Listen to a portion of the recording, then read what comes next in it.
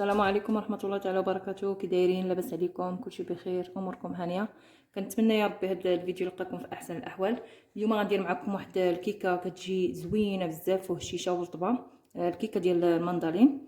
عندي هنايا خديت واحد 4 الحبات ديال المندالين، درتهم تسلقوا 2 مرات، يعني ماشي غير غليتهم شويه، طلعت فيهم الغليه وكبيت داك الماء ودرتهم عاوتاني، درت لهم الماء جديد وغليتهم عاوتاني المره الثانيه حتى طلعت فيهم الغليه وخليتهم تبردوا.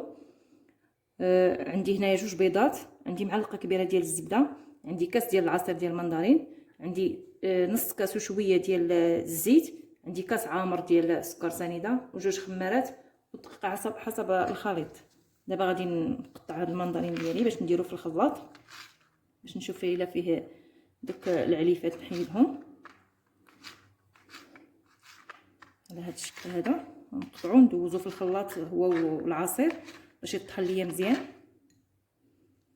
هاد الكيكه كتجي زوينه بزاف، كتجي بحال مسقيه، يعني ما نحتاجوش نسقيوهم ولا والو، كتجي بحال مسقيه وكتجي فيها الطيبه ديال الليمون بالقشره ديالو، كتجي غزاله ما شاء الله.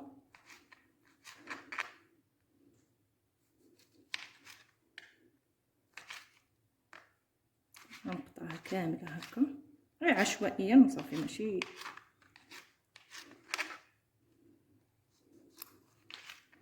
غير باش نتاكد ياك ما فيهم دوك الهضومه، حيت غيمروا لينا الكيك ديالنا.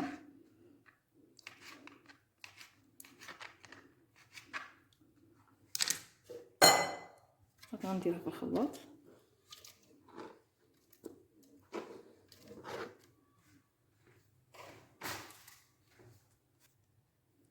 دابا غادي نزيد عليه هاد الكاس ديال العصير والسكر وهاد المعلقه ديال الزبده، حيت باقي مندالين سخون شويه باش تذوب ليا مزيان. صافي وغادي نطحنهم ونرجع مع الخليط ديالي طحنته، هو جاني على هذا الشكل. دابا غادي نزيد الزيت وغادي نزيد البيض.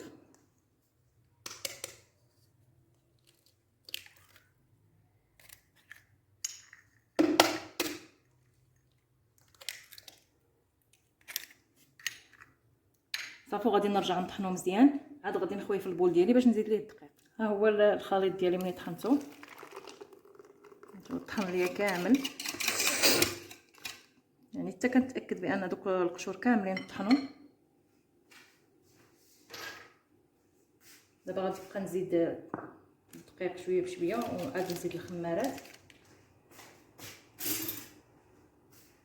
ندير واحد الكميه ديال الدقيق، يعني كيبقى على حسب الخليط وعلى حسب النوعيه ديالو، تقريبا واحد 4 المعالق.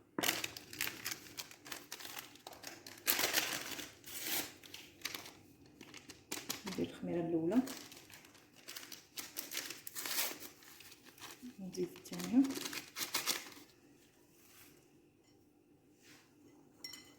صافي نبدا نخلط حتى يتخلط ليا مزيان. نتوما شفتوا اللون ديال الكيك كيجي صفر وطالعه منه ريحه المندرين، ما نقول لكمش على الريحه، غزاله غزاله.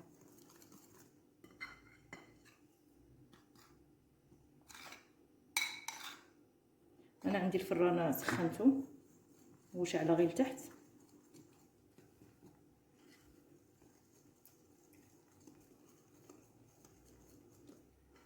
وما غاديش نطيبها في المول، غنطيبها غير في الطنجره، بغيتها تجيني طالعه.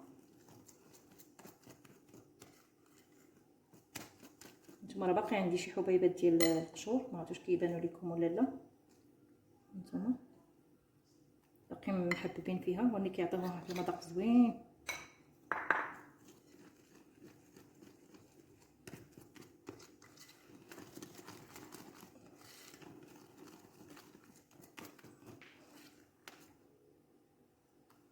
نزيد بس واحد شويه، صافي واحد نص معلقه.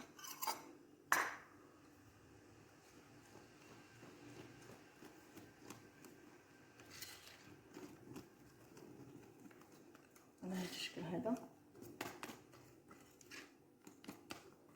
صافي، وغادي نخويها في المول ديال الطنجره ديالي.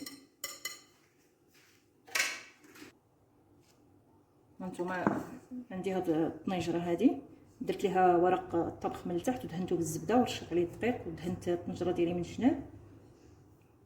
دابا غادي نفرغ هاد الخليط ديالي. هانتوما على القوام ديالو راه خفيف. وليد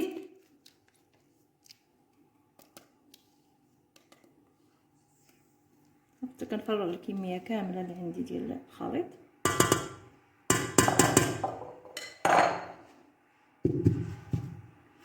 صافي ها هي. دابا غادي ندخلها للفران ان شاء الله تطيب ونتلاقى معكم في الشكل ديالها النهائي. دابا غندير معكم واحد العصير غنرافقو مع الكيكه ديالي. هنايا عندي التفاح، عندي 2 حبات ديال التفاح. قلت لكم انها عندي 2 حبات ديال التفاح و3 المعالق صغار ديال سنيده ودرت لهم الماء وغادي نديرهم يغلاو لمده ديال 3 ديال الدقائق. ما غاديش نفوت 3 ديال الدقائق، ملي تطلع الغليه غادي نحسب 3 ديال الدقائق. وهنايا عندي 2 حامضات حتى هما غادي نقطعهم بنفس الطريقه. غنقطعهم هكا دوائر باش نحيد لهم ديك العلفه اللي فيهم. وحتى هما غادي نديرهم بنفس الطريقه، ندير لهم 3 المعالق ديال سنيده كبار حيت الحامض كيكون محمض بزاف، ماشي غير شويه بحال هكا. نحيد العلف وغادي نديرو يغلى حتى هو تطلع فيه الغليه ونحسب 3 الدقائق. ومن بعد عاد غادي نطحنو ونصفيه ونقدمو معكم ان شاء الله مع الكيكه باذن الله. ها هي الكيكه ديالنا من بعد ما طابت. ها هي جاتنا مذهبه وزوينه تبارك الله واللون ديالها زوين. وهذا العصير اللي وجدنا هو راه كيجي غزال حتى هو. نتوما راه ثقيل كيجيش خفيف والمذاق ديالو زوين بزاف. كنتمنى يعجبكم وتجربوه. غنقطع معكم واحد القطعه ديال الكيك.